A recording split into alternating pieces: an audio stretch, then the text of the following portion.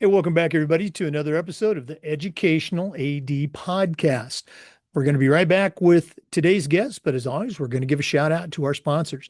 Now, you've heard me say this for well over 700 interviews. These are all companies I used as an AD. They're all great companies. I really recommend you check them out. So listen to our shout outs, then listen to our interview, and then go and visit these sponsors. I'm telling you, you're going to be glad you did. Hey, we want to say thanks to our good friends at Sideline Interactive Indoor Score Tables and Video Boards. Probably one of the best purchases I ever made. Go to sidelineinteractive.com. Schedule that live web demo today. We also want to thank our good friends at Huddle. As a football coach, I used Huddle for years. As an AD, I made sure that our school was a Huddle school. Go to huddle.com to get started. That's huddle.com. We also want to thank Snap Mobile, particularly Snap Raise. If you've ever spent weeks and weeks with a fundraiser and been disappointed in the results, those days are gone. Go to snapraise.com. We used it at our school with great success, and so will you. Go to snapraise.com and don't forget to mention the podcast. We want to thank Vital Signs Wall of Fame. Go to their website and take a look at their interactive touchscreen video consoles. You put one of their units in your gym lobby, your main school hallway, it's going to be a magnet for kids, for coaches. How about sponsors? The website is vitalsignswalloffame.com. We want to say thanks to our friends at Gipper. Go to gipper.com and let their team turn you into a social media marketing guru. Whether it's online newsletters, social media posts, the team at Gipper is going to have you up and running in no time. It's professional graphic design made easy. Go to gipper.com. Let them help you take your athletic program from good to great. We want to thank Home Campus. Scheduling, rosters, results, those are things you do every day. Home Campus is going to show you how to do them better, faster, and easier. Their eligibility and clearance platform alone is a game changer. The website is homecampus.com. And as always, don't forget to mention the podcast. We want to say thank you to Ohio University and their online masters in athletic administration. My assistant AD, along with thousands of others, got his master's through the Ohio program. Check out all the great features of the Ohio University online masters in athletic administration. We'd like to say thank you to Hometown. Hometown is still changing the game for schools and organizations with things like digital ticketing, athletic website construction, fee-free fundraising, and a lot more. Whether you're an athletic director, a head coach, or principal, Hometown's going to show you how to save time, raise more money, and bring your community together. That's hometown.com. And we'd like to thank Athletic Surveys by LifeTrack. If you're not using a survey to take the pulse of your student athletes, your coaches, especially your parents, you're really missing out. Go to athleticsurveys.com. They're going to create a custom survey that connects you with your stakeholders, and the feedback is really going to knock you out. Go to athleticsurveys.com. And as always, tell them that you heard about it on the Educational AD Podcast. Hey, welcome back, everybody, to another episode of the Educational AD Podcast. We're going to the state of Rhode Island today, and I think it's only the second time we've had a Rhode Island guest, so shame on me for that. Our guest today is Christy Belisle. Christy is a certified master athletic administrator. She's the director of athletics at Mount Hope High School, and of course, that's in Rhode Island. Christy, welcome to the Educational AD. Thanks for having me, Jake. Really appreciate it. Well, it's a busy time for athletic directors. We appreciate you taking some time out to share your story. Let's go ahead and jump right in. We always like to let our listeners have a chance to get to know our guests. So give us your quick bio, where you were born, where you grew up, maybe take us up through your own college days, and then we'll take a break. But what's the Christy Belisle origin story? All right, Jake, we'll start in the beginning. I was born in Maine. I always like to say that I'm a New England girl. I grew up mostly in Plymouth, Massachusetts, where I had an opportunity to play soccer at a young age. And then my family moved to Bristol, Rhode Island right before I went into high school.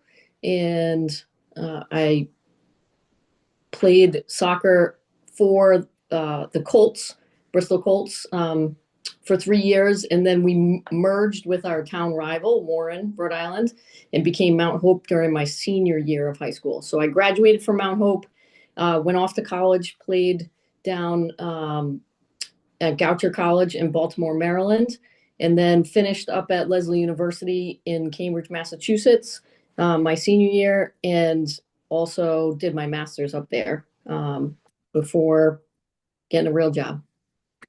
Well, we're going to hear about your career journey later. I want to go all the way back to, growing up. You mentioned soccer, was your primary sport. I'm guessing you probably did some others too, but were you were you a club kid? Did you bounce around, travel soccer? Was it a community-based program? What was it like in those early years for you before high school? Yeah, I mean, club was different in the 80s and 90s for sure. It wasn't really a place where you paid a lot of money if you were good. Most teams picked you up and wanted you to play for them for free. I tell kids that now, and they don't even understand that concept. But I started out just like everybody else. I think playing recreational soccer for our town, and the way it was structured in Plymouth is you couldn't play organized soccer until you were 7. So we had half acre of land next to our house that we used to play neighborhood soccer pretty much every day. Sometimes we went out onto the street, played a little street hockey, but mostly soccer out there, waiting for the opportunity to play for the town.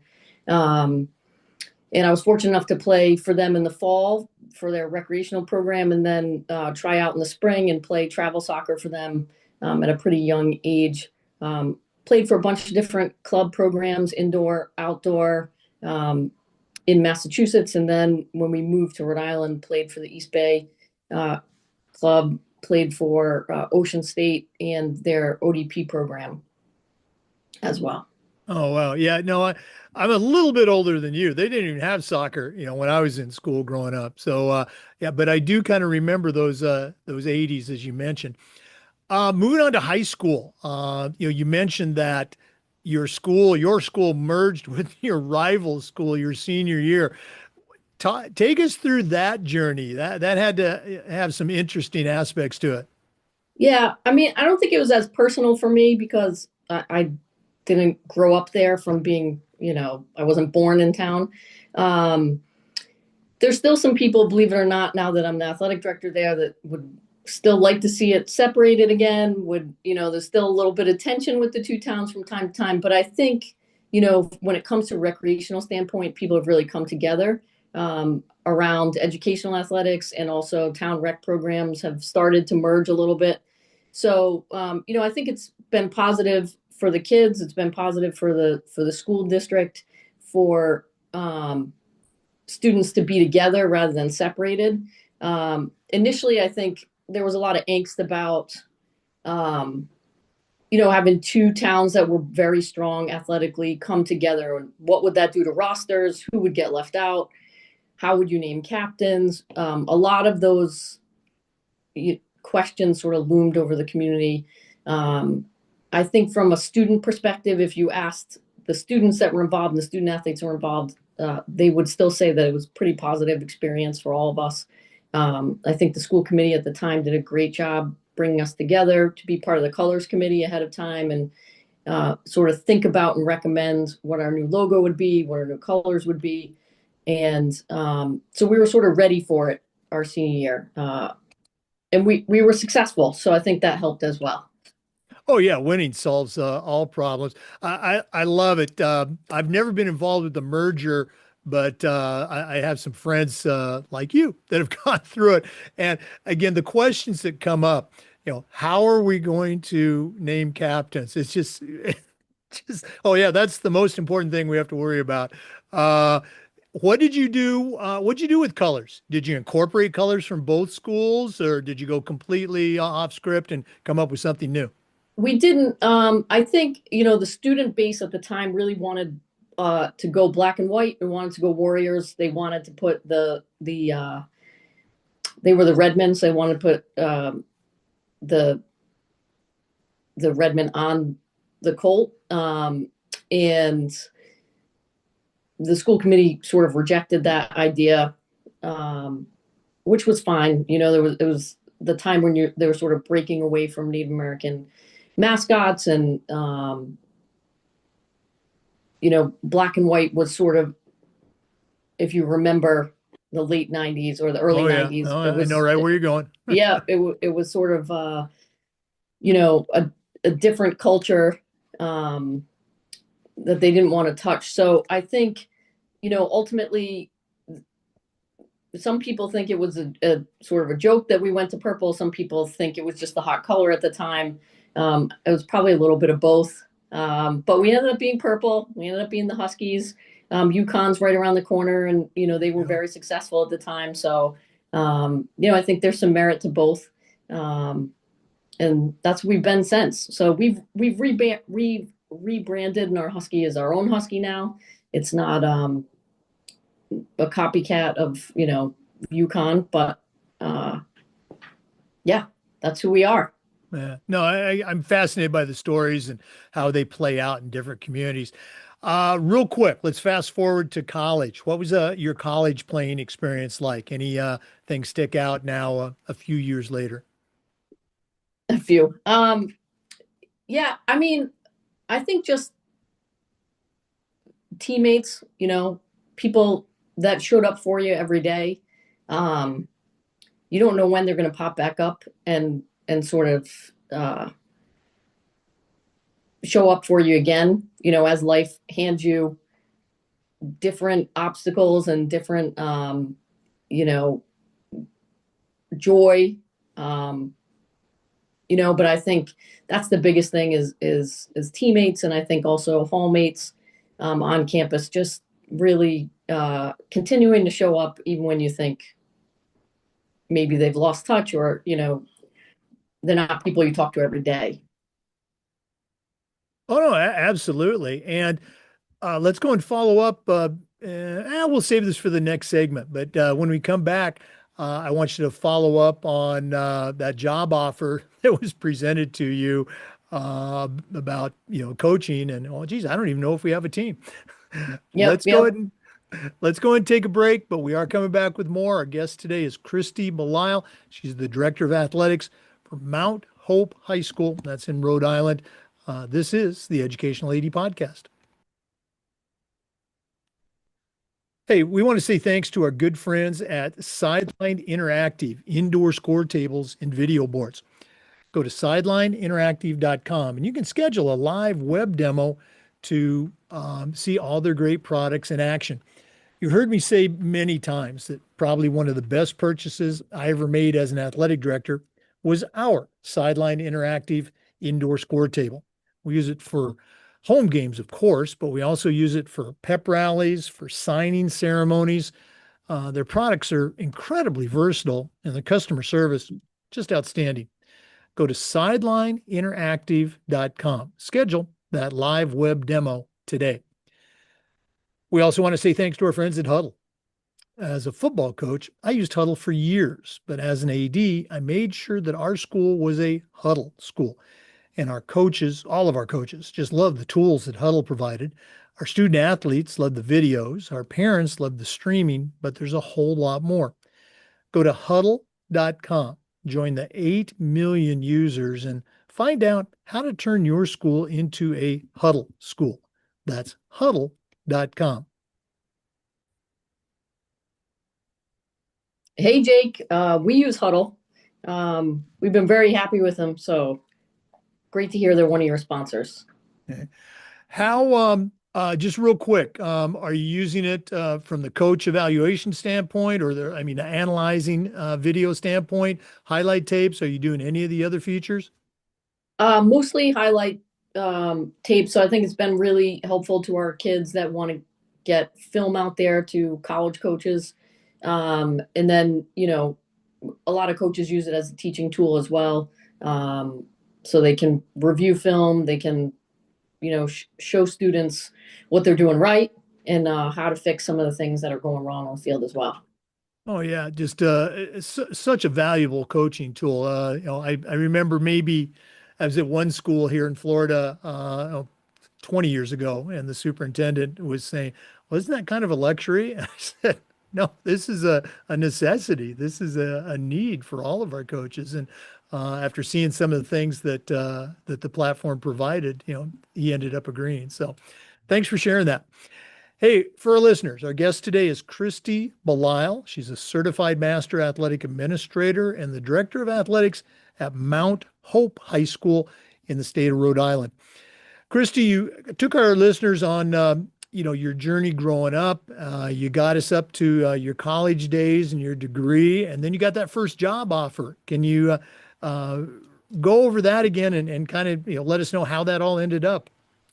Sure. Well, when I finished my thesis and presented, I had a meeting with my thesis advisor, and she said, "Christy, how do we get you to work here?" So I was at Leslie at the time.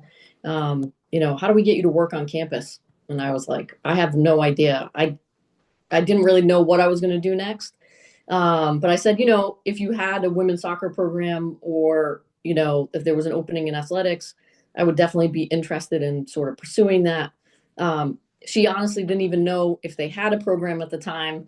And uh, Conveniently enough, a couple weeks later, the assistant job opened up in women's soccer, and I applied and was hired. And so that was sort of the start of my athletic career from a working standpoint. Well, let's go and keep on that journey. I think it's important for our younger listeners, newer to the profession, to hear about the journeys that we all end up taking that hopefully, eventually bring us to that dream job. So, how did that all play out? And then what were some of your other stops? Um, I started out as the assistant, and I was the assistant for a year, and then the head job opened up, and I was just sort of in the right place at the right time again. And had been pursuing my coaching diplomas with and at the time the National Soccer Coaches Association. Now it's United Soccer Coaches. Um, and I felt like I was ready. In hindsight, I would probably caution young coaches against jumping in to the head position too fast. There was definitely a lot more I could have learned without sort of being in the frying pan. But it worked out for me in the long run, opened doors for me for sure. So I went from coaching to our campus at the time was a women's college campus, and they went coeducational 4 years later. And in that transition, we're looking for someone to be the coordinator for student athlete academic services. It wasn't really something I was necessarily thinking about, but I was thinking about uh, what my next move would be. I had been recently to the soccer coaches convention, National Soccer Coaches Convention, and I visited the Division One roundtable where there were 10 or 12 women head coaches from the D1 level.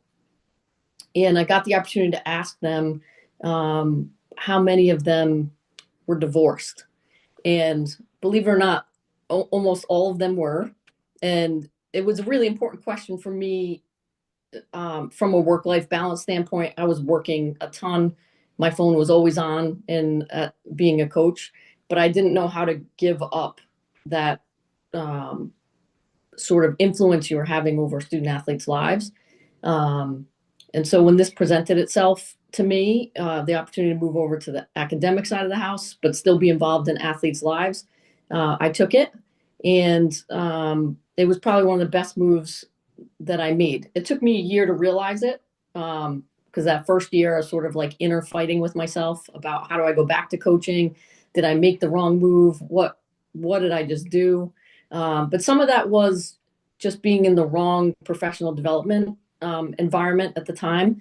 So I was sort of um, told to go and look at academic advising, right? So I went to this regular academic advising PD, and I found out there that there was a whole other group, that's the N4A, that I've been, part of for a long time now. And they oversee athletic advising well, academic advising in athletics. And so that sort of led me to, oh, here are my people, right? I found them.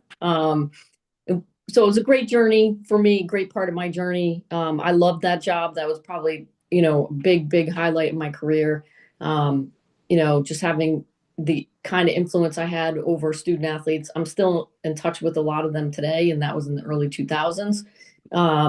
I've got to see their families grow. I've got to see some of them get inducted into the Hall of Fame. So it's just been a real, joy and highlight in my career for sure. Well, I love that phrase, you found your people. So important. Well, we're going to hear about Bristol High School in our next segment, but how did you end up at Bristol, where you had gone to school?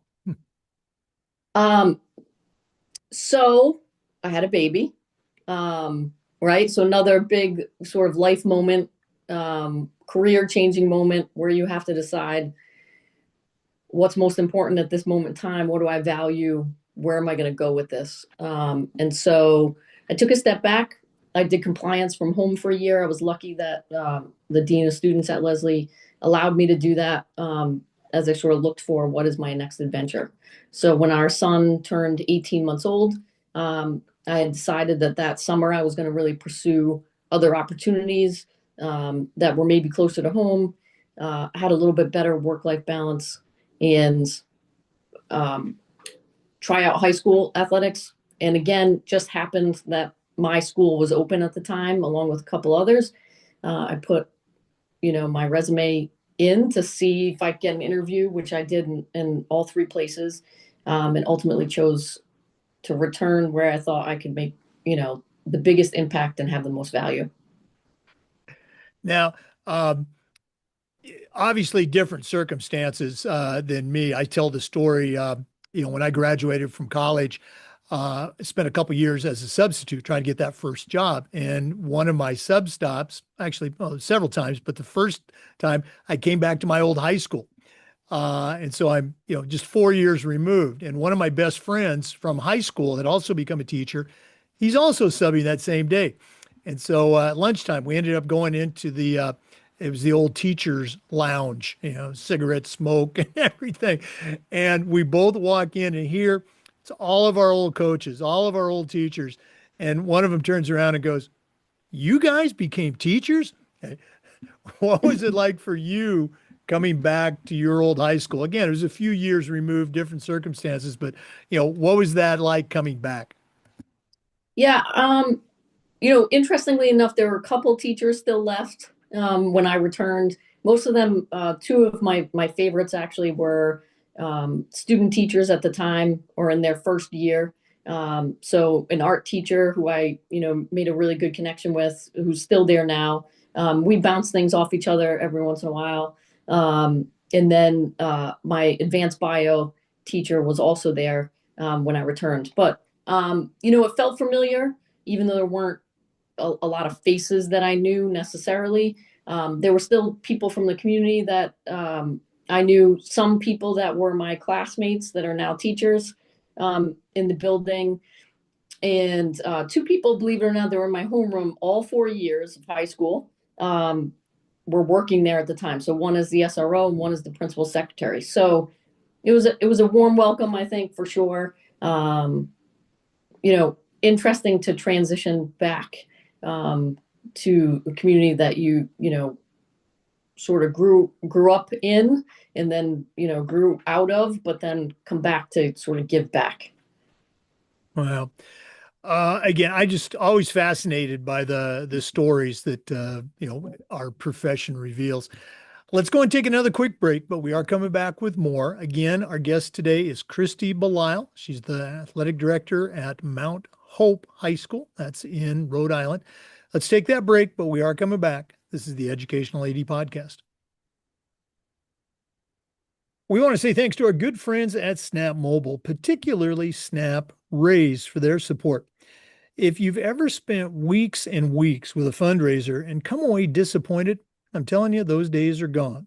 Go to snapraise.com. We used it at our school with our teams and had tremendous success, and so will you. Go to their website, check out their other great platforms. But if you're looking for a fundraiser, you just found it, and it's SnapRaise. We'd like to thank Vital Signs Wall of Fame. If you're looking for a really cool way to display your school record boards for all the teams, for all the different events, or show off your school's Hall of Fame, go to Vital Signs Wall of Fame and take a look at their interactive touch screen. That's right, touch screen video consoles.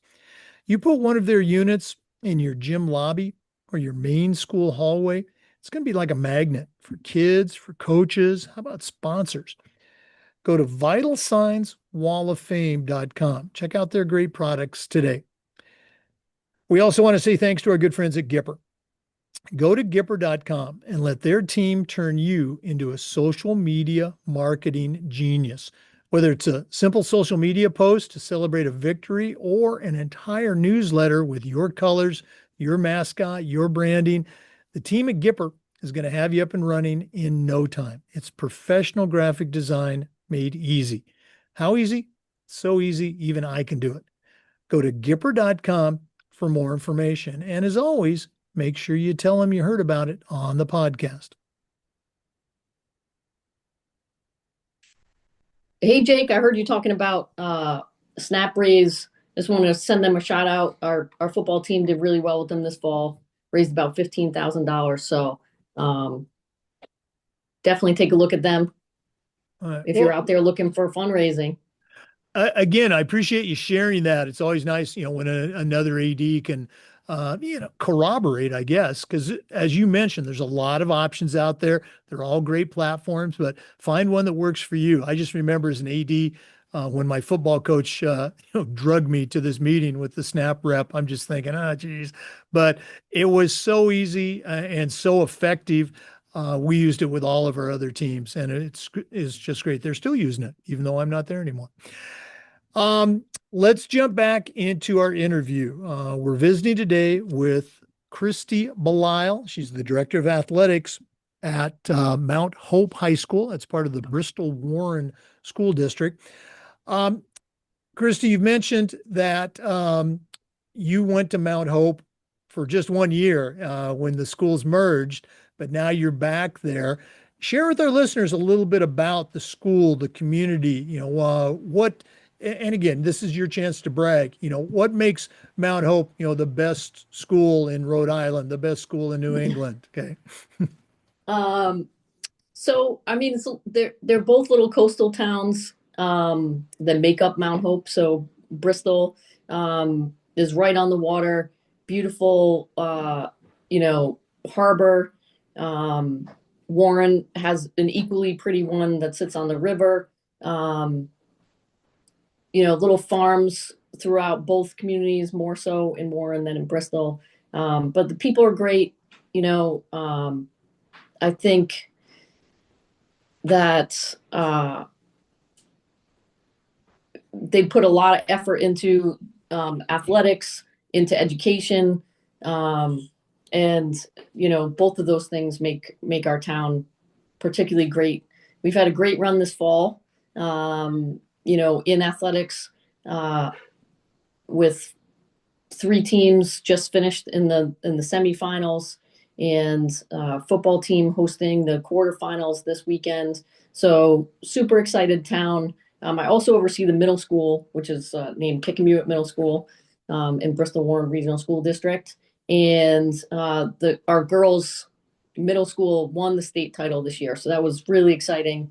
Yeah, it was really exciting. And it was exciting to see, I think, how many kids were connected to that program in our high school programs. So there were, a couple sister teams that one sister was on the middle school, one sister was at the high school. Same thing on the boys' side. There's a state champion girl that has a brother on the football team. So it's just really cool to sort of see, how they're all sort of connected, interconnected, and rooting for each other. Oh, no, I think that's just fabulous when you do see those connections vertically, the lower school, your middle school, your high school. It's just, I think that certainly qualifies as a best practice.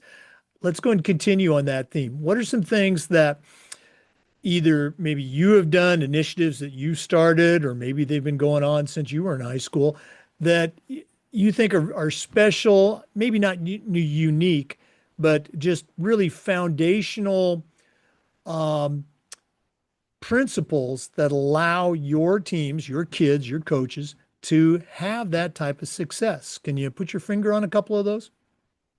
Well, I think one of the reasons why I was hired, honestly, is my background in educational athletics and having been part of both the athletic and then also the academic side. When I took over, Mount Hope definitely had some issues keeping kids on teams and in the classroom. And I think one of the biggest things I brought to the table was, you know, knowledge that would help sort of right that ship and correct it. And so I think one of our sort of flagship, cornerstone pieces for sure has been, how do we get kids to believe that you don't just have to be where you are, you can be better than where you are. And how do you do that in the classroom and on the field? And, I think if you look historically since I've been there, over time, and it's not just me, there's lots of other people that go into it, coaches believing, I think the people that work in our after school support program. So we built something that's mirrored what we had at the collegiate level as much as possible in terms of additional help. So as we see students sort of start to slide a little bit, they sort of get put into this after school support program to help them sort of figure out where are the deficits, right? Do you need help organizationally? Do you need help with a specific subject matter? What is it that you need help with? How do we identify it? How do we help you sort of overcome whatever it is that's standing in your way? And then also make it available to students who maybe are a B- student, but they want to be an A student, right? How do they get to that sort of next level from an academic standpoint, and then, also obviously athletically. But we have the data to back it up. It's been a very successful program. Most of our teams, are above the 3.0 mark, if not above the 3.5 mark, from a composite GPA standpoint at the end of the year. So, that really excites us. I think, having students represented on the all-state academic team, the all-scholar from a national level, in the worlds of soccer and lacrosse have been really big, successes in terms of getting our school name out there and keeping us branded as a school that academics matter in. Well, all of it, just great stuff. And I love how you initially set that talking point up about helping students, convincing students, talking to students about getting better, from wherever you're at, hey, let's get better. I'm a huge disciple of good to great. And, that theme just really resonates with me. We're going to do this at the end of the podcast, but if one of our listeners wanted to reach out and find out more, pick your brain a little bit more about some of those initiatives or others, or just simply add you to their network, what's the best way that our listeners can connect with Christy Belisle? I think they found me on LinkedIn. That's probably the easiest way. If they really wanted to email me, they could do that as well. But as you know, the email box of an AD is at times overwhelming, especially during playoffs. So, LinkedIn's probably the easiest way for them to get to me. Okay. And again, Christy is available on LinkedIn. Her information is also available through the NIAAA membership portal. So let's go and take another break. I know that's shocking to our regular listeners, but we're coming back with more. So please stay with us. This is the Educational AD Podcast. We also want to thank our good friends at Home Campus for their support.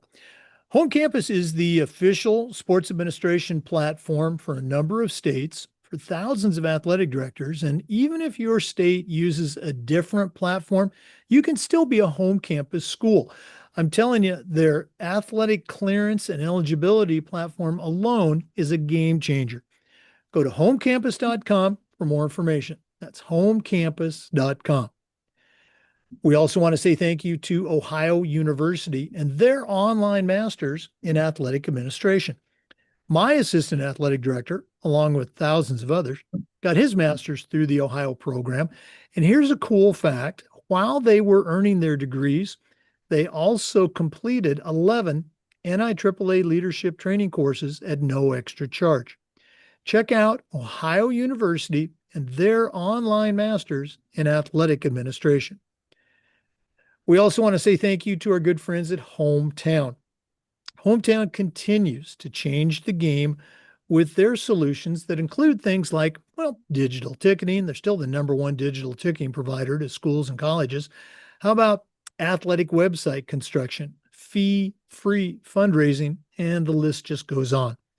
Whether you're an athletic director, a principal, even a head coach, Hometown's going to show you how to save time, how to raise more money, and how to bring your community together. Go to hometown.com for more information, and don't forget to mention the podcast. Welcome back, everybody, to the Educational AD Podcast. Christy, we were talking during the break. You're a certified master athletic administrator. That doesn't happen by accident. Coming from the college level, how did you find out about, how'd you find out about your state association for athletic directors and coaches? How'd you hear about the NIAAA and get your CAA and your CMAA? How did all that happen? So it started actually in the job search. So when I was looking for high school jobs, I wanted to see what did high school administrators have that I didn't have. And so I noticed that some people had these initials next to their name, and I did the research of like, how did they get them? Where did they get them from? And then how do I make sure I get them before I get an interview? And so sort of one of the frustrating points was that you can't get some of them unless you have been a high school athletic administrator. But I wanted to at least in the interview process be able to say I had the equivalent of, right? So I got my RAA before, the equivalent of my RAA before being a high school admin. So I, in the job process, found the NIAAA, took the courses needed. I think there were 4 courses at the time needed to become that, along with a year of being an athletic director. So I couldn't do that piece yet, but at least I could have the 4 courses behind me and be able to speak to, some of the differences between high school and collegiate athletics. So that's how I sort of found out about the NIAAA. And then Rhode Island's pretty active. The RIAAA is pretty active at the national level and then also throughout the state. So it didn't really take me long to be able to get connected with them. They sort of came to me like, hey, we want you to be a member once I had a job. So, you're an athletic administrator in Rhode Island. We want you to join our group. So I just became a regular member my first year. And then they were looking for people to join the board. So I've been part of the board since then. And so this is my 12th year, I think, on the board for the state of Rhode Island. I'm on some sport committees as well. And, my journey with the NIAAA mostly has been at the regional level. So I've always enjoyed going to the regional conference out on the Cape up until COVID. So COVID kind of changed things, shut it down for a little bit. But I'm hoping to get back there. I heard that they found a new location, but they're still out on the Cape. And believe it or not, I've never been to national. So it's something I contemplate every year. I know, something I contemplate every year. And I just haven't made it because the timing's so bad. It's right in the middle of tryouts usually for winter season. And, it makes it difficult to step away. But everyone that goes says it's worth stepping away, and so one of these years I am going to make it, I promise. All right. Well, since you opened that door, obviously the national conference this year is in Tampa. Yeah. That's about a 90-minute drive. I'm going to be staying there on site, but my wife's going to come down. We'll be your tour guides there, and you can experience that national conference the way anyone should in the how you as you were sharing that the whole focus was on intentionality. You were looking to move into the high school space. Well, what do high school ADs have that I don't have? How can I get that? And then going through those steps of getting the RAA. And you're right, there is that experience requirement to get CAA and CMAA, and obviously you've done that. um, I'm going to put you on the spot. What was your CMAA project subject? So it was really around evaluation, and um, changing our evaluation tool to sort of mirror at the time the teacher's evaluation. So it was more closely aligned with what we're looking for out of our teachers with coaches. So it's since changed. We've changed that evaluation process a little bit just because it was so heavy and cumbersome that it was difficult to get out, evaluations to all of our coaches. But Oh, that's a great topic, boy. Now I know your email is going to blow up. People are going to want to find out about that CMA project. Christy, this has been so cool getting to know you. Thank you again for responding to my request to come on. We are definitely going to get you back on the podcast for one of our, regular shorter segments, either Wednesday Wisdom or a Toolbox Extra. But we're not done yet. We always wrap things up with the athletic director's toolbox. Now, you certainly established that you know your way around the world of athletics. We're going to take our final break, hear from Athletic Surveys, who sponsor this segment. And when we come back, I'm going to challenge you to send out a brand new AD on their first job, but I'm only going to let you put 3 tools in the toolbox. So let's take that break. And when we come back, we're going to see what Christy Belisle puts into her new athletic director toolbox. We want to thank Athletic Surveys for sponsoring the AD Toolbox segment of the podcast. In my school, we use surveys for everything, for student athletes, for coaches. We even use them for parents. And here's the cool thing. The information that would come back, almost always over the top positive. I'm talking 98%. And it'll be the same for you. We still got to hear from our squeaky wheel parents, but the surveys allowed them to share their concerns, gave us a chance to address them before they turned into something big. But going back to that positive feedback, incredibly valuable, especially when you're visiting with a frustrated parent, or maybe your principal, or sometimes even your school board. Go to athleticsurveys.com. They're going to create a custom survey that lets you take the pulse of everybody in your program. That's athleticsurveys.com. And as always, tell them you heard about it on the podcast. Well, it's that time of the podcast. We've been visiting today with Christy Belisle. She's a certified master athletic administrator. She's the director of athletics at Mount Hope High School, and that's in the Bristol area of Rhode Island. Tremendous background in athletics as a coach, as a leader, as an AD. But right now, I'm going to challenge her to send out a brand new athletic director, and I'm only going to let her put 3 tools in the toolbox. So, Christy, what 3 tools are going into your new athletic director toolbox? all right, so my first one would be you don't know as much as you think you do. So listen to the veterans. They bring little golden nuggets of information. You don't have to follow all of their guidelines, but definitely look for the golden nuggets that are hidden in there. So it'd be my first one. My second one would be stay open to learning, find the right professional development for you. So it's not cookie cutter. I'm sure the NIAAA would love me to say that it is, but I think you can take some stuff from them and you can take some stuff from other places. For me, it's been, the N4A that I mentioned earlier, women's sports leaders, has been more recent. They're a great group for me to have been found, connection in, um, and there's thousands of others for your sport as well. So look for them, find the right place, find your people. Um, and then I think my third one would be find ways to really make memories and highlight those memories for kids. Um, you know, you get 4 years with them as student athletes.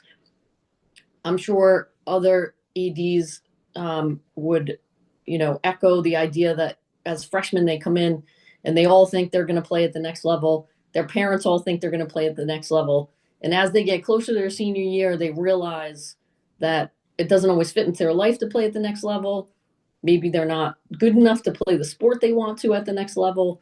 Or maybe they don't want to go to the places that want them, right? And they want to go places where they can pursue their education in the area they want. And that place just doesn't have what they're looking for athletically. So, really take those moments in high school that you can, highlight them, make them real moments in their life that they can hang on to, and remember them when they leave. I think that's one of the big things is when they come back, and they will eventually. Um, Make sure you remember them, say hi, say thank you, shake their hand. It's all important stuff to keep them connected as alumni when they leave. Well, I love the tools, but I love your turn of phrase. Create memories for kids. That's it. I mean, that's what we're supposed to be doing. Um, Listen for nuggets. We always talk about finding that one nugget when you go to a conference or you're going to a presentation, and professional development. That's what we're trying to do right now is provide great professional development. Thanks for sharing your tools with our listeners. And one more time, if one of our listeners wanted to reach out, pick your brain a little bit more or add you to their network. And listeners, I think you got a great resource here. What's the best way they can connect with Christy Belisle? LinkedIn. Uh, Christy, all the best moving forward. Hopefully, we are going to see you down there in Tampa for the national conference. If not, I guess I'm going to have to come back. I was at that. I attended the New England conference a few years ago when it was still at. Now I'm drawing a blank. The big Oh, the resort that they ocean. had. The Yeah. ocean. And again, it's a great setting, great conference. We always gave, I don't know if this name means anything to you, Pete Shambo out of New York. Yep. He and I were on certification for years, tall grop, past president. We were Tall and I were always saying, Pete, bring us up, let us be speakers. And I guess that's a pretty long waiting list. But thanks for all you do. And like I said, we are definitely going to get you back on the podcast. Jake, thanks for having me today. I really appreciate you reaching out. No, absolutely. Pleasure was mine. For listeners, we want to say thank you and remind you that we upload the Zoom recordings of all of our interviews to the Educational 80 Podcast YouTube channel. We do this just about every week and just about every day. We try to share stories and best practices from the world of athletics. So please come back and join us again on the next episode of the Educational 80 Podcast.